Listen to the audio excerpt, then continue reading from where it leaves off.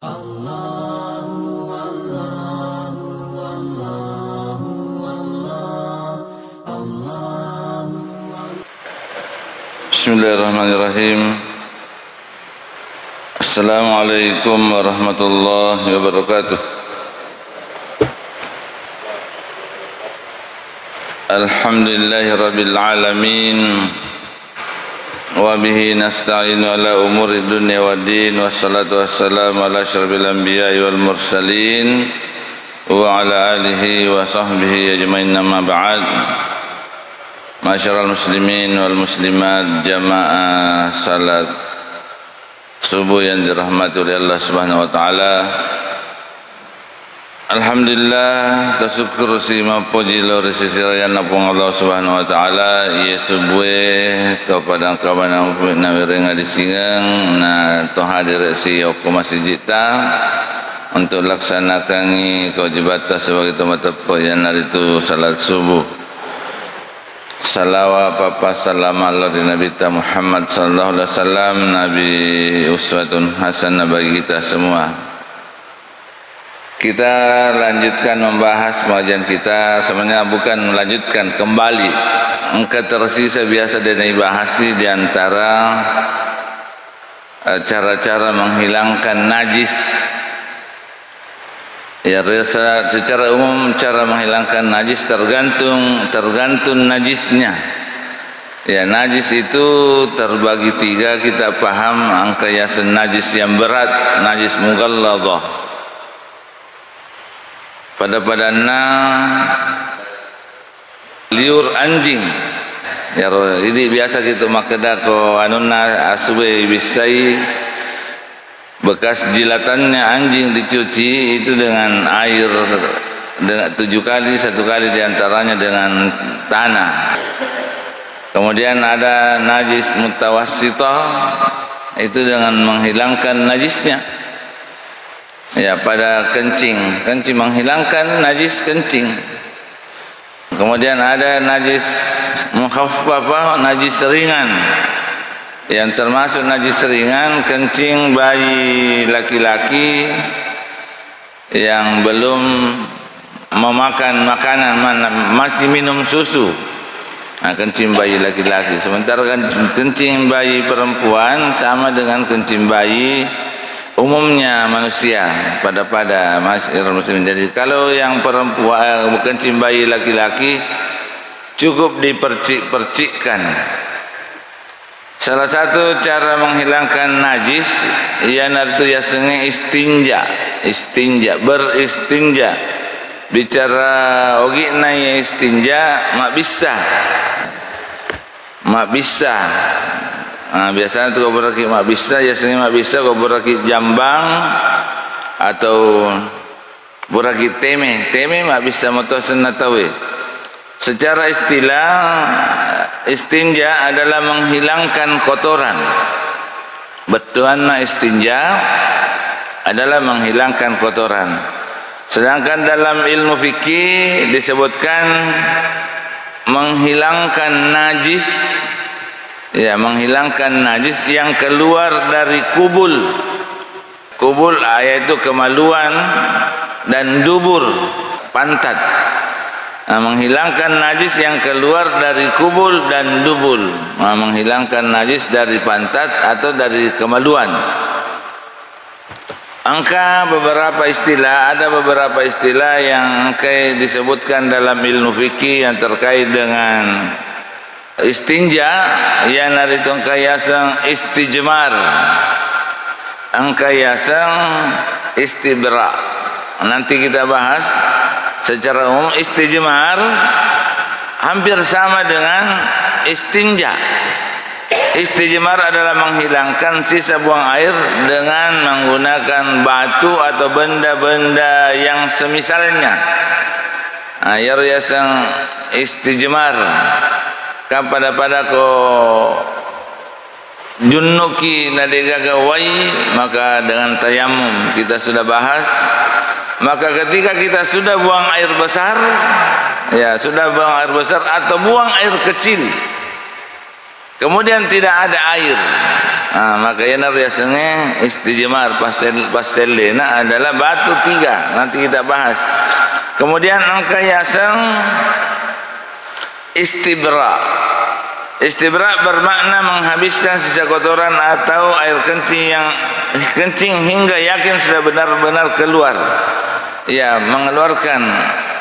Ya, yakini makradina gagamilok mesu. Ini kadang memang masyarakat muslimin, apalagi kalau kencing berdiri pakai celana. Nah, ini mungkin hikmahnya Rasulullah SAW melarang kita kencing berdiri. Tidak keluar sekadang, tidak keluar semua itu kalau kencing berdiri. Banyak hal-hal resikonya kalau kencing berdiri. Kemungkinannya tidak keluar semua, apalagi pakai celana panjang. Kemudian pecik toni. Nah, kemungkinan itu hikmahnya, sehingga karena kalau kita buang air besar atau buang air kecil ada namanya istibra, yakini mitobi maka dadena kagak masuk, tidak ada lagi keluar. Kalau perlu yanwaniro kita dorong keluar kalau kencing. Nah, siapa tahu masih rasa-rasa. Bagaimana hukumnya istinja masyarakat muslimin yang dirahmati oleh Allah Subhanahu wa taala? Para ulama berbeda pendapat ya tentang hukum istinja menjadi 2 hukum. Angka makna wajib, mereka berpendapat bahwa istinja itu hukumnya wajib ketika ada sebabnya, dan sebabnya adalah adanya sesuatu yang keluar dari tubuh lewat 2 lubang. Ya, lewat 2 lubang, anus dan kemaluan. Pendapat yang yang mengatakan wajib adalah Al-Malikiyah, Asy-Syafi'iyah dan Al-Hanabilah. Ya, ulama-ulama dari mazhab Maliki, Syafi'i dan Hambali.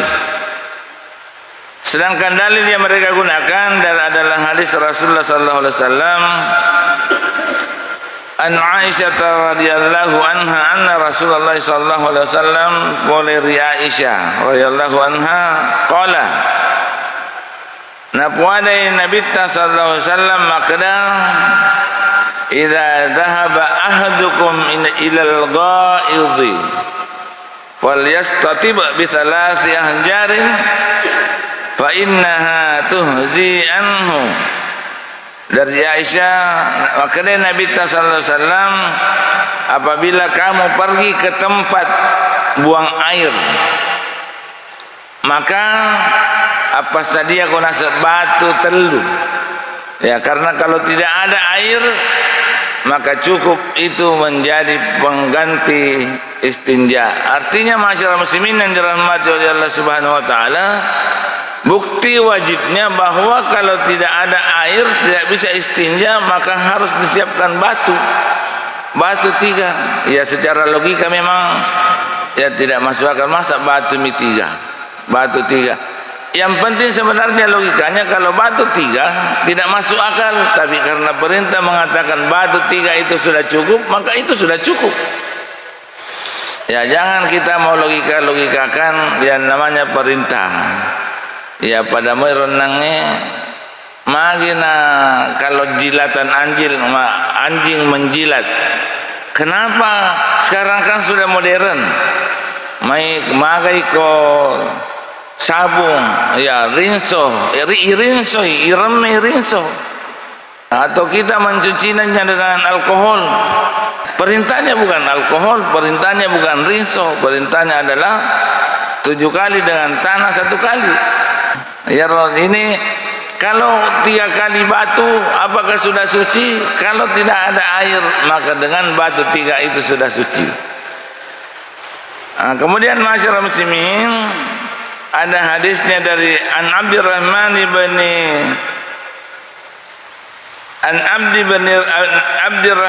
bin Yazid, oleh Abdurrahman bin Yazid radhiyallahu anhu qala qila li Salman, ipudangi Salman, ya Salman, apakah Salman Al-Farisi radhiyallahu an, maka ipudangi Salman, maka allamakum nabiyyukum kulla syai'in Purana Pak Guru no nabimu segala sesuatu. Nabi ini sudah mengajarkan kita segala sesuatu sampai hal-hal yang terkecil. Waqala Salman, nama kedai Salman purana ipuda makada purana na Pak Guru nabimu dengan segala hal, segala sesuatu.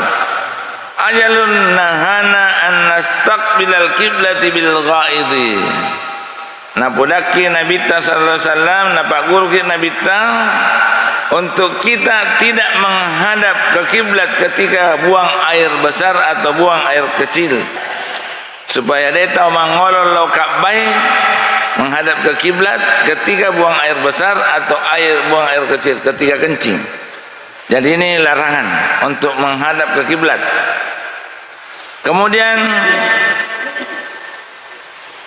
au baulin au an nastanji bil yamini au yastanji ahadana bi aqlin min salasin. Kemudian Rasulullah sallallahu alaihi wasallam melarang kita beristinja dengan tangan kanan dan beristijmar dengan kurang dari 3 batu. Ia hadisnya masyarakat muslimin jelas penjelasannya sehingga mengatakan ini wajib.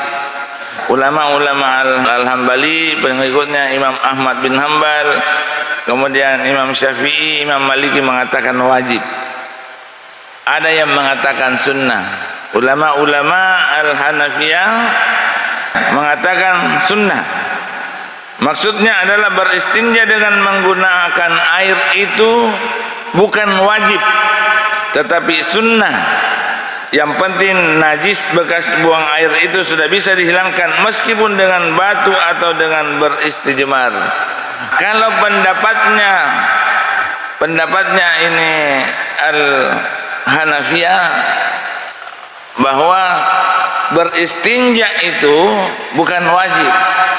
Nah, sebab kalau kita mau pakai yang bukan air, istinjakan pakai air, istijmar pakai batu. Kalau tadi yang pertama istinja itu wajib, nanti boleh diganti kalau tidak ada air. Nanti boleh diganti kalau tidak ada air. Kalau yang kedua ini ya biar ada air. Kalau kita mau pakai batu 3, yang penting sudah bisa menghilangkan najisnya. Yang penting bisa menghilangkan najisnya, maka itu sudah sah.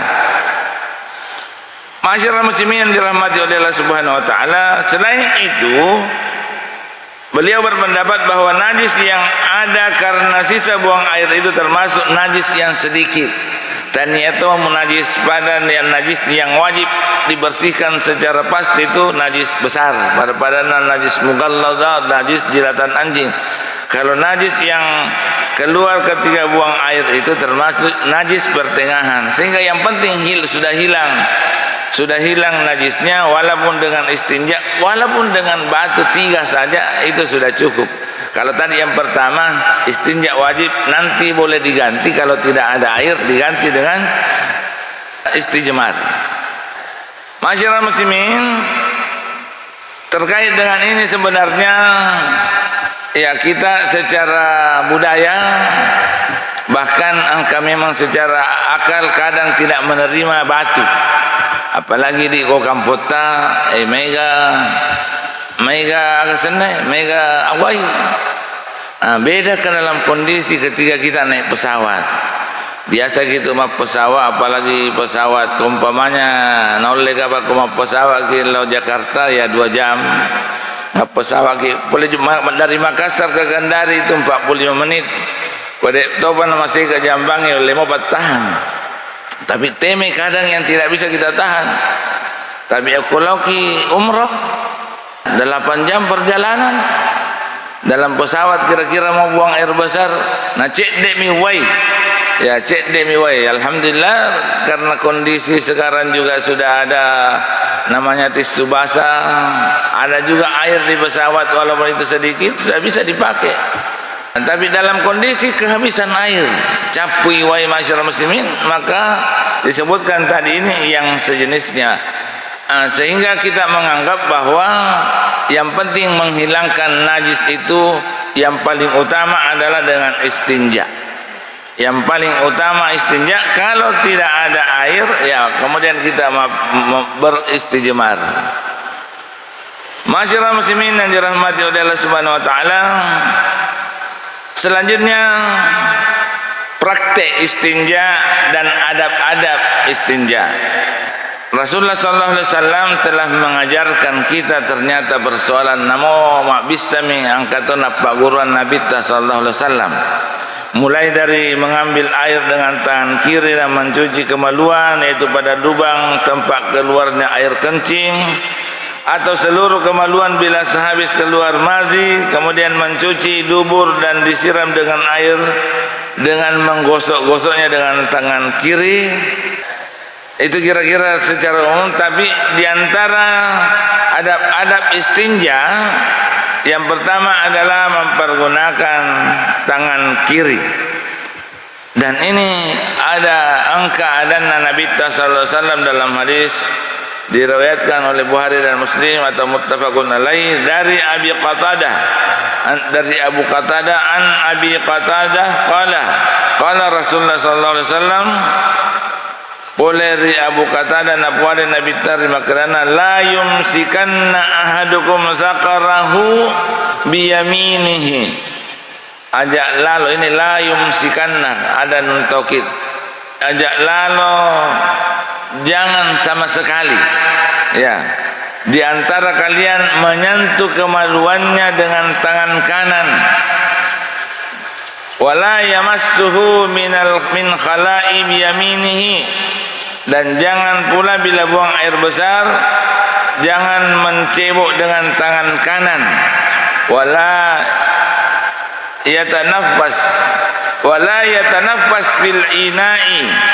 Ini ternyata ada di luar cebok, di luar istinja, janganlah dia minum sekali napas. Minum dalam gelas langsung satu kali teguk. Nah, ini kita tidak bahas, tapi pembahasannya di sini masyarakat muslimin terkait dengan istinja ya, cebok mak bisa dengan tangan, larangan mak bisa dengan tangan kanan. Bahkan disebutkan la yumsikanna, jangan sama sekali di antara kalian memegang kemaluannya dengan tangan kanan. Wa huwa yabul, ya pada saat biasa teme turarnewe biasa nak katanni wi yanunna kemaluanna katawanna nak katanni. Ini la yumsikanna ahdukum biyaminihi hi wa huwa yabul, ketika kencing. Jadi kalau kencing nyayakatan nirup pakai tangan kiri. Begitu pula ketika beristinja, wala yatamassah minal khala'i biyaminihi, dan jangan pula dia cebok dengan tangan kanan. Nah, ini kalau secara umum. Yang kedua kita paham, dia agak tahu nama orang kidal ya, walaupun dia kidal tetap cebok pakai tangan kiri. Tapi ini yang kadang kita melanggar. Kalau buang air besar kamu bakal biasa pakai tangan kanan. Kemudian ada tambahan hadis tadi, dan janganlah orang wala yatanaffas bil ina'i, dan janganlah dia minum dengan itu larangannya dalam hadis ini. Jangan dia bernapas di dalam gelas. Jangan dia bernapas. Maksudnya itu sebenarnya minum ya, kalau kita umpamanya air kemudian irinungi satu kali minum pasti makin nyawa ki. Makanya dilarang untuk minum satu kali.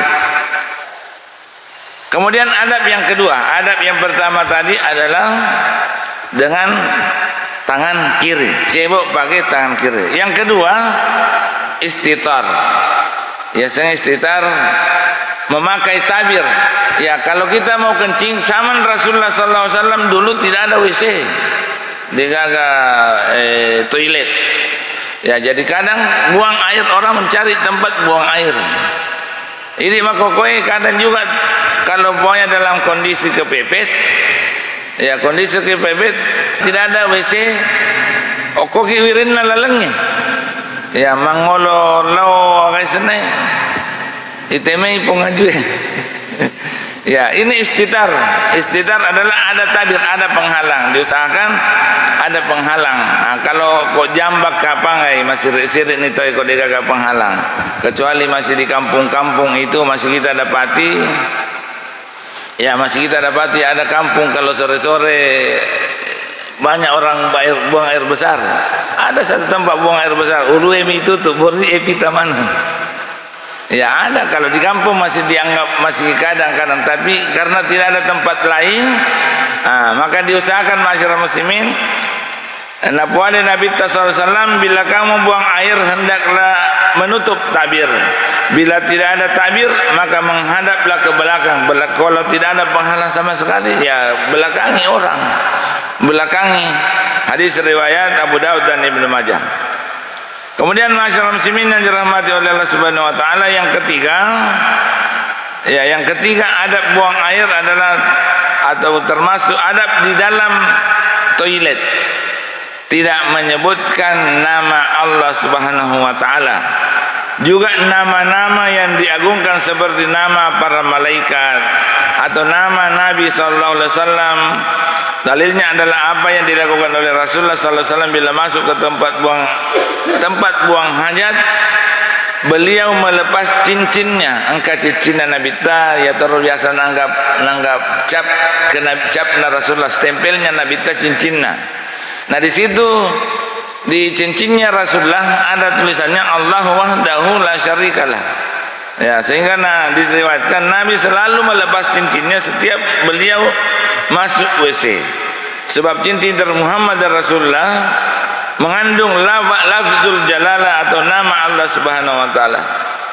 Hadisnya dari Anas bin Malik, qala kana Rasulullah sallallahu alaihi wasallam idza dakhala al-khala'i wa khatamahu. Nabi sallallahu alaihi wasallam ketika masuk WC, beliau, ini hadis riwayat arba'ah, ya 4 periwayat hadis. Namun hadis ini walaupun ada yang mengatakan bahwa maklul atau ada cacatnya menurut sebagian ulama. Jadi itu masyarakat muslimin tidak menyebutkan nama Allah atau tidak membawa nama-nama Allah. Ada biasa orang bertanya, ini HP, ada Al-Quran, ya ada Al-Quran, ada Asmaul Husna. Ya, ini yang ada dalam HP itu bukan mushaf Al-Quran, hanya aplikasi Al-Quran. Aplikasi Al-Quran. Bagaimana hukumnya? Ya sengaja membaca lah, kan itu jangan dibuka di dalam aplikasinya, di dalam WC. Ya, jangan dibuka aplikasinya di dalam WC. Yang perlu kita hati-hati, yang punya nada dering atau senaruh peringatan-peringatan, notifikasi pakai nama-nama Allah atau bacaan-bacaan Al-Quran. Nah, pas di dalam WC kita payah remoni. Tidak bagus, tidak bagus masyarakat muslimin karena ada larangannya. Kemudian yang keempat, adab buang air besar tidak menghadap kiblat. Ya, dalilnya adalah hadis Rasulullah SAW dari Abu Hurairah diriwayatkan oleh Bukhari dan Muslim. Maka Nabi sallallahu alaihi wasallam idza jalasa ahadukum li hajatihi wala yastaqbilal qiblah wal yastadbirhu.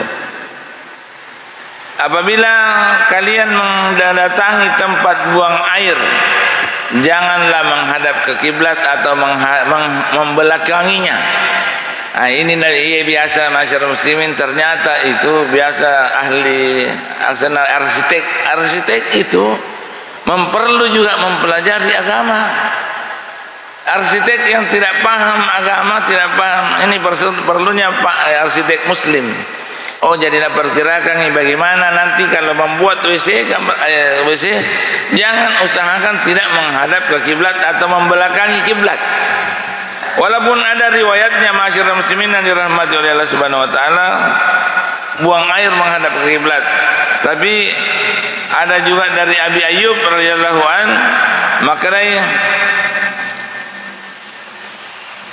la tastaqbilul qiblata bi ghaidin wala baulin walakin syarriqu wa gharribu.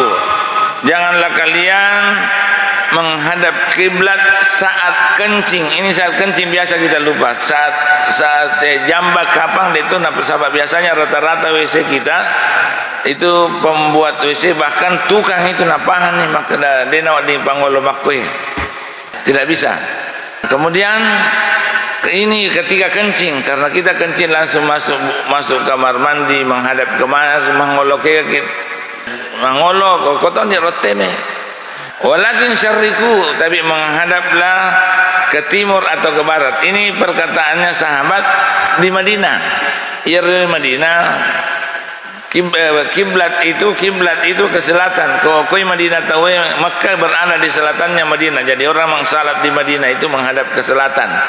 Menghadap ke selatan, maka dia bilang syariku menghadap ke barat atau ke timur. Kalau kita menghadap ke selatan lah, atau menghadap ke utara.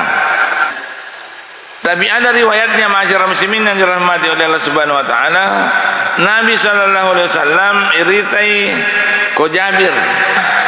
Maka Nabi sallallahu alaihi wasallam menghadap ke kiblat. Menghadap ke kiblat.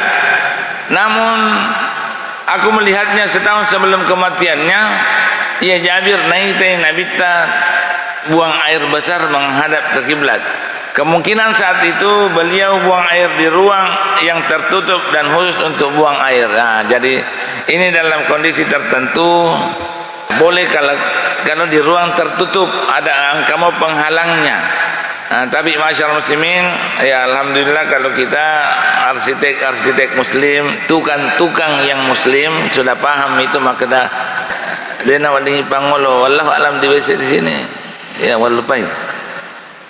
Kemudian yang kelima adab buang air besar adalah istibra, adalah menghabiskan sisa kotoran atau air kencing hingga yakin benar-benar semuanya telah keluar. Istibra itu memastikan capuk memap kita yakin sudah keluar. Kalau masih ada perasaan keluar, tajang jolo. Kemudian ada tambahan-tambahan adab, mendahulukan ketika masuk dalam WC, mendahulukan kaki kiri baru kaki kanan, dan ketika keluar mendahulukan kaki kanan baru kaki kiri. Ini hadisnya dari tujuh ahli hadis meriwayatkan hadis dari Anas bin Malik. Hadisnya sahih. Anas bin Malik radhiyallahu an qala, nah puan dari Anas bin Malik makna kana Rasulullah sallallahu alaihi wasallam idza dakhala al-khala'a, Nabi sallallahu alaihi wasallam kalau masuk WC beliau membaca Allahumma inni a'udzubika minal hubathi wal khaba'ith. Kemudian baca renang doa masuk WC, kemudian mendahulukan kaki kirinya. Jadi bukan di dalam berdoa sebelum masuk. Ya, sebelum masuk. Apakah ini terkait dengan doa? Apakah Nabi mengangkat tangan ketika berdoa? Ya, terbahas lagi di dalam fikih. Apakah Nabi angkat tangan di dalam? Tidak angkat tangan, karena ada doa yang perlu kita angkat tangan, ada doa yang tidak perlu kita angkat tangan. Bahkan masyarakat muslimin sunnah berdoa itu adalah angkat tangan. Tapi tidak semua doa perlu angkat tangan.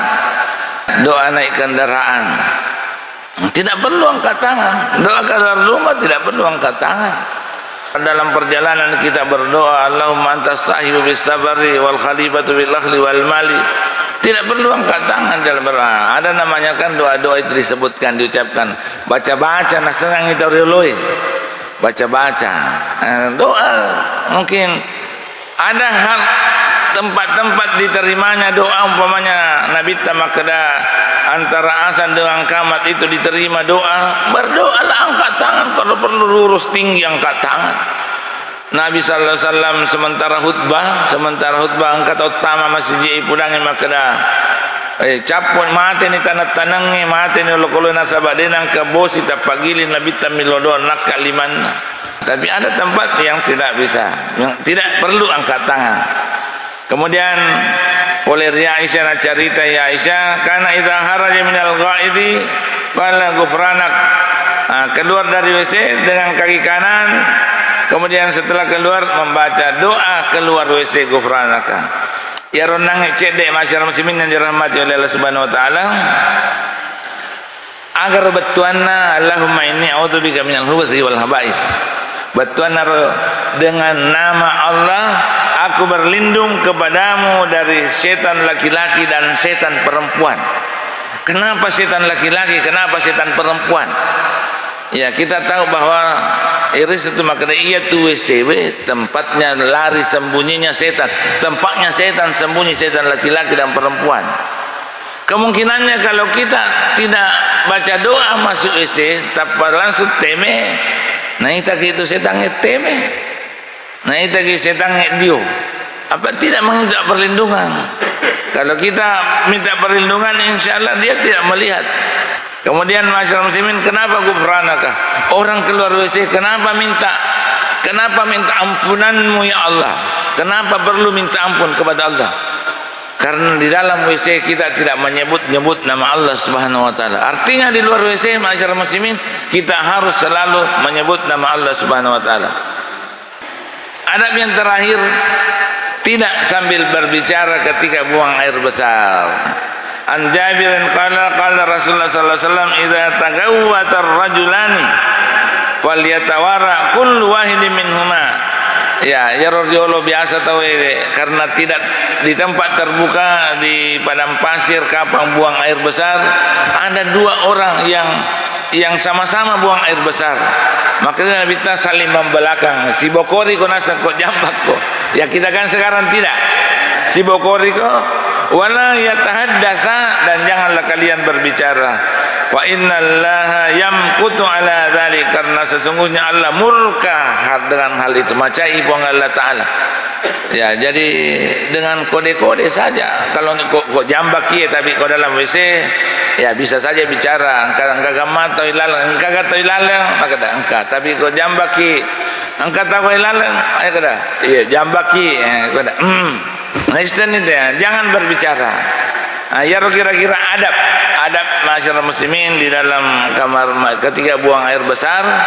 Mudah-mudahan ini khususnya doa-doanya ini yang perlu betul-betul kita selalu amalkan.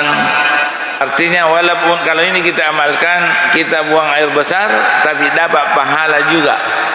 Jadi tempat dapat pahala bukan saja di masjid, bukan saja ketika salat, buang air besar juga dapat pahala dengan berdoa. Ya, sebelum masuk kamar mandi atau sebelum buang air besar, dan setelah keluar dari kamar mandi dapat pahala juga. Itu yang kita sampaikan pada hari ini. Insyaallah masih ada istijmar sedikit, mudah-mudahan kita tambah pada pekan berikutnya kalau masih diberi nikmat kesehatan dan kesempatan. Mari kita menutup dengan membaca kafarat majelis. Subhanakallahumma rabbana bihamdika asyhadu an la ilaha illa anta astaghfiruka wa atubu ilaik. Nasrun minallah wa fatun qarib wa basyiril mu'minin. Wassalamualaikum warahmatullahi wabarakatuh.